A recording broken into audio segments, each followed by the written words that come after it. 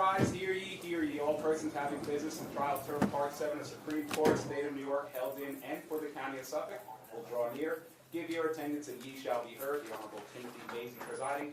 Be seated and come to order. Good morning.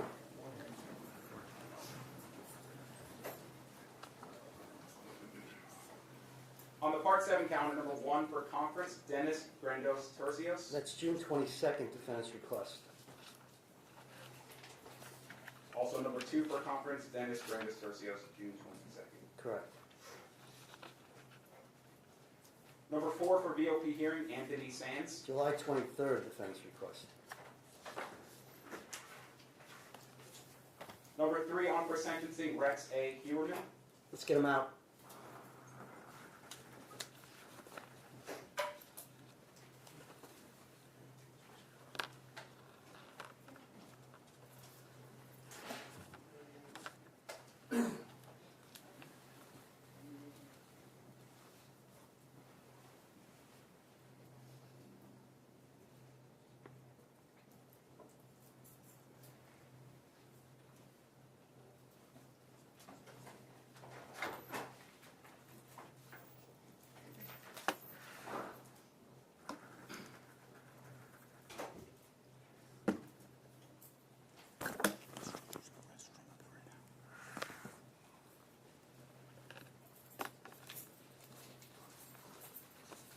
Actually, you know what, while we're waiting for the defendant to be brought out, the Office of Court Administration requires me to read the following. Before we proceed, the court is in receipt of numerous applications from media and press agencies seeking permission to video record and or photograph today's proceeding. The court is mindful of the significant public interest in this matter and the important role of the press in ensuring transparency and public access to the judicial process.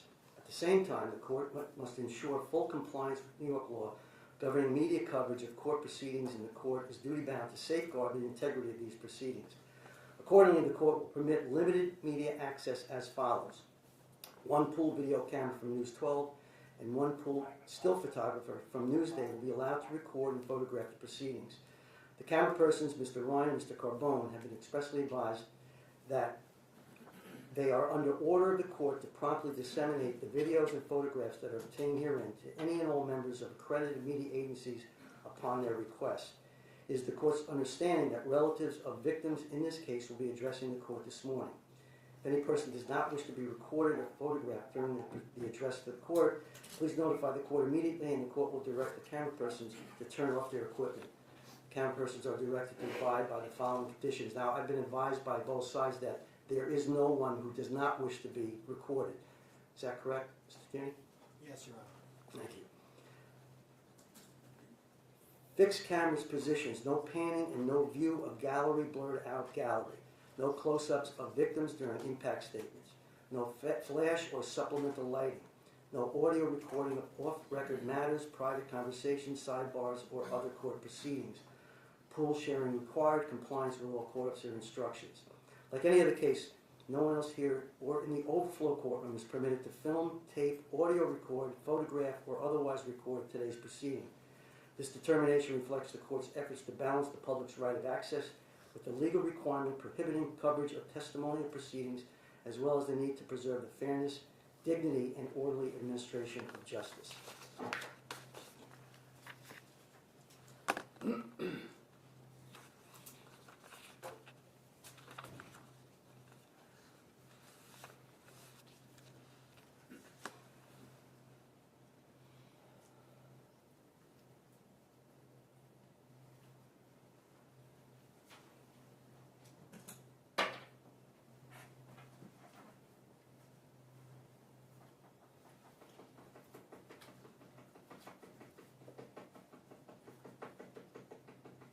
What the hell is that?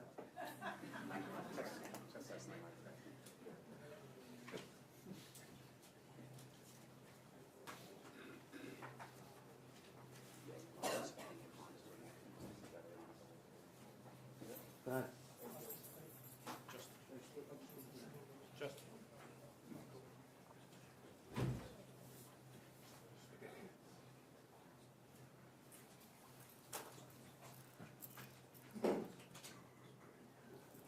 Check.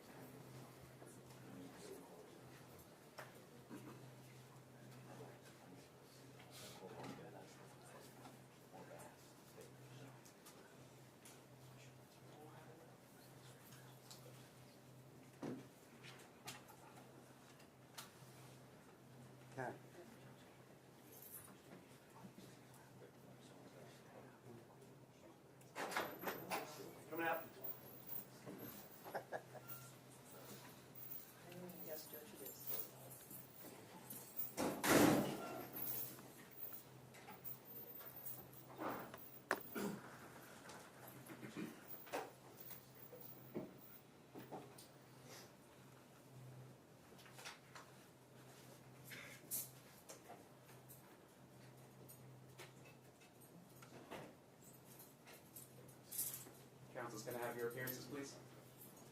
For the defendant, Michael Brown, 320 Carlton Avenue, Central Islip, New York. Good morning, Judge. Good morning. For the defendant, Danielle Coich, 320 Carlton Avenue, Suite 2000 in Central Islip. Good morning. For the people, Nicholas J. Santamartino. Good morning. For the people, Assistant District Attorney Andrew Lee. For the people, Lawrence O. Good morning. Good morning. Mr. Brown, is your client ready for sentencing? We are, Your Honor. Thank you. People wish to be heard? Yes, please. Your Honor, prior to the people making this recommendation as to sentencing, people wish for several victim impact statements to be delivered. Some of these victim impact statements will be delivered live here in the courtroom, and others will be read on behalf of members of the victims' families who could not be here or wished for us to read the statements on their behalf. These statements will provide to the court an opportunity to experience the tragedy, the consequences, and the personal impact experienced by these families based on the defendant's actions. The first presenter or speaker, Your Honor, would be Mr. and Mrs. Ed and Joanne Mack. You may proceed. Mr. and Mrs. Mack.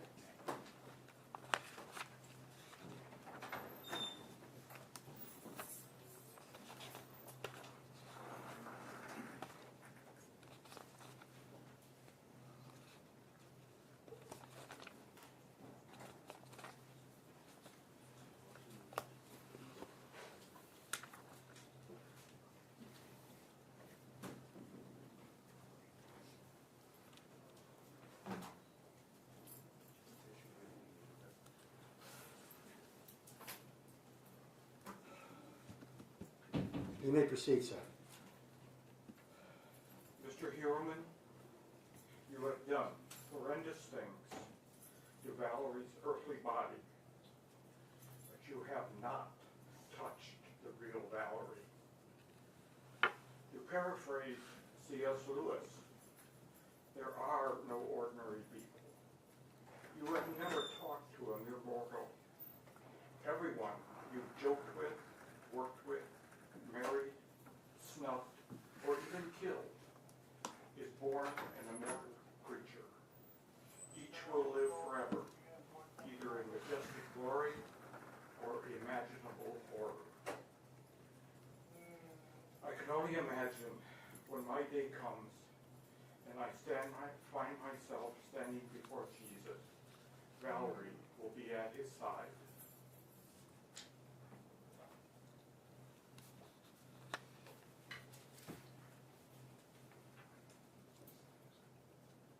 Your Honor, I would like to say to Mr. Heuerman, what you have done to our family is beyond what words can express. Even though justice is done, it cannot replace what you have taken from us. Or can it give our beloved Valerie back her life here on earth? I do, however, want you to understand that even though you were able to commit these horrendous atrocities against our daughter, and no matter what sense of power or control you felt over Valerie's body, you were never able to touch her soul. I'm telling you, unless you get yourself right before God, Valerie is the one who is free today, and you are not. She is living her life with her Savior, Jesus Christ, and what you have done has gained you nothing. I'd like you to understand the thing that is the saddest to bear is that you took away every chance that she ever had these past 26 years since you took her life to attain any of the goals that she had set for herself, and she did. She had hopes and she had dreams, and you took it all away from her. And you can never give it back, no matter how much remorse or regret, or if you're sorry, I'll never know. But you cannot give her back what you took from her. And her her son.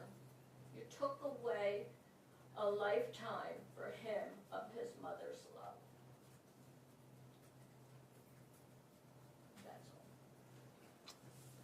Thank you, ma'am.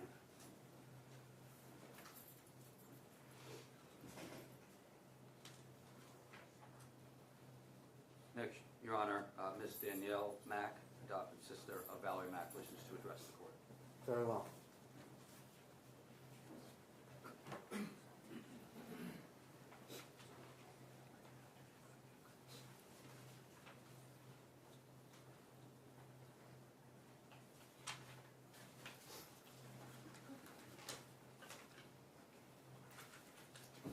Hello. Today, I'm here to talk about the impact of Mr. Huberman's crimes. I don't come to address him because I don't believe he is worth addressing. He doesn't have the humanity to feel remorse. He is a selfish, entitled man who felt like my sister and the other victims' lives were his to destroy. My sister was not in a good place when she met Mr. Huberman, and he took advantage of that. She'd never have looked twice at him if she hadn't been struggling. Despite her struggles, despite the mugshot that the media has spread of her, Valerie Mack had a fire inside of her that lit up the world around her. She was strong, protective, sharp, funny, and beautiful inside and out. From what I have heard of Jessica, Maureen, Melissa, Megan, Amber, Sandra, and Karen, this is something all these girls shared in common. Mr. Huberman may have snuffed out their lives and took them away from us, but the fires they lit roar inside each and every one of us, and that is something he can never rob us of.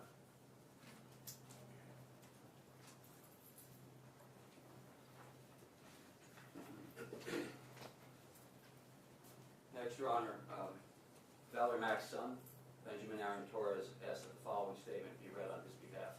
For the record, he is here and in support of the sentencing today. I am the son of Valerie Mack. The amount of pain and loss you have caused my life is insurmountable. The web of destruction you inflicted spans well beyond me and my wounds. So much so, words fail to convey it properly. Such a degree of evil and selfishness you have acted out warrants no possible excuse.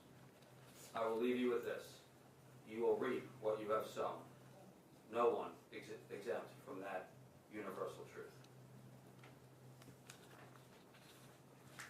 Your Honor, next, Ms. Jasmine Robinson and Violet Swagger, cousins of Jessica Taylor, wish to address the court.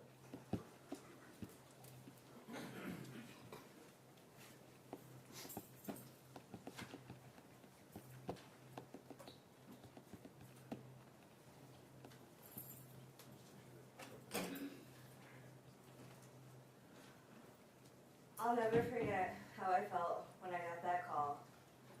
I couldn't wrap my mind around the word torso. No way could someone do that to someone I love. Torso. Headless and handless.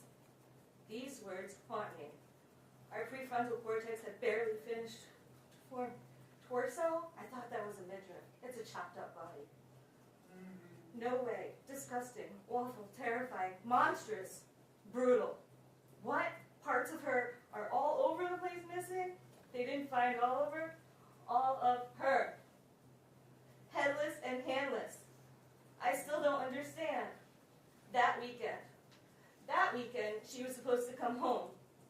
That weekend, family and friends were looking for her. Loved ones were calling her. She wasn't going to miss that weekend. She never picked up the phone. She didn't call anyone back because of you. I will hate Khalil forever, and I can't even put into words the viscerating loathing I have for you.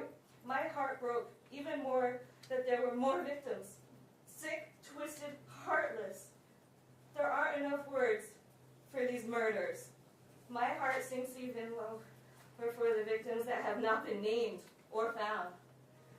May they too get justice. 23 years. 23 years we've waited. For a while it felt like this day would never come. The pain and devastation your murders have caused is immeasurable. Sometimes it doesn't feel real. Decades later, her presence is missed. Always. Decades we have wondered who could have done that. And then the call. They found her skull. Her skull, my cousin's skull, was found years later, miles away. We had a memorial to celebrate her. I daydream of the woman she'd be today, and I smile with pride. Today she turns our age. Her half-birthday was my birthday, and my half-birthday was her birthday. And we would laugh, because the calendar math is wrong. I miss her. I know she'd be just as obsessed with my nephew as I am. My sister and I are super close. Can't tell. And we were young. The three of us girls were weekend warriors. It was like Jazzy got a big sister cousin and I got a twin cousin. We were amazing together, always coming up with stuff, always creating, exploring. We knew how to be free when we were together. Weekend warriors. 80s and 90s kids playing double dutch, and that old memory game Husker Du, hand clap games, and Nintendo when we could get a turn. Learning the Tootsie Roll at a dance party in a church basement, being at Aunt Beth's house, having dance parties and movie family nights, staying up late, soda milk, some people call it dirty soda, but it's soda milk. Sneaking watching Tales from the Crypt with my sister when maybe she was too young, using whatever you can to lay your edges. She was always fly. Some weekends we were country mice, some weekends we were city mice. Slick and sly in any environment, adaptable.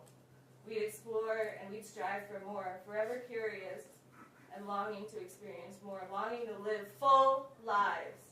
We shared everything. Family secrets that will never be yours to know. We shared the good and the bad.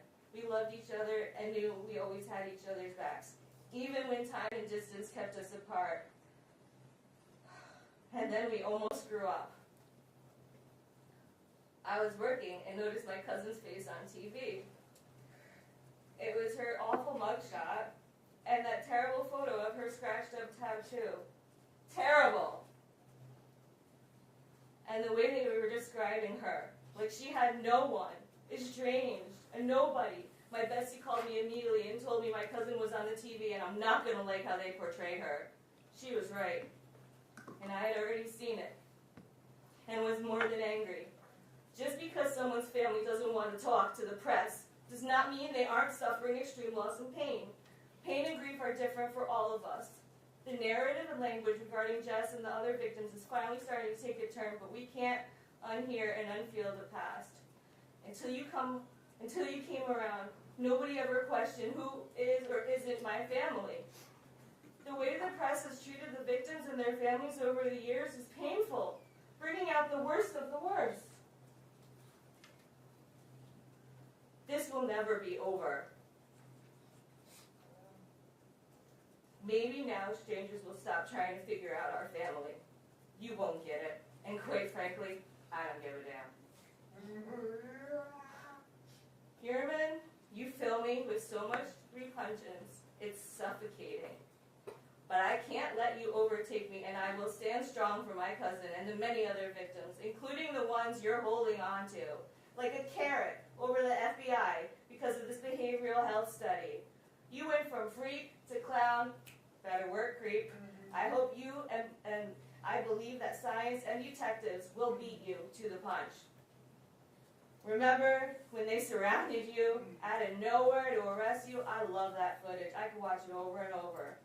I almost feel sorry for not publicly speaking before this, and the voices that still can't.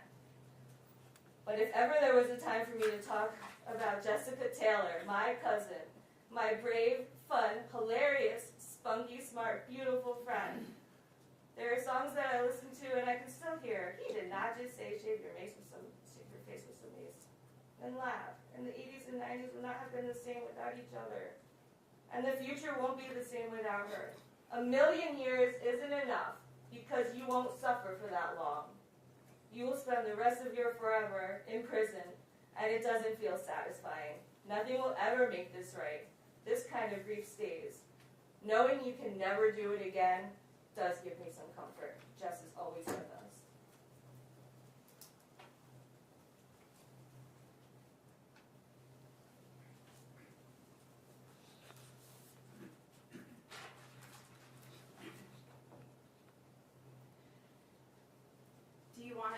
like Jessica? That is a question I heard many times as a teenager. Something spoken out of the fear of knowing what a monster is truly capable of. The answer was yes, I did want to end up like Jess. She was fierce, kind, compassionate, beautiful, and intelligent. She left every person she met better than she found them, even if they only met for a moment. She never met a stranger. She was pure sunshine.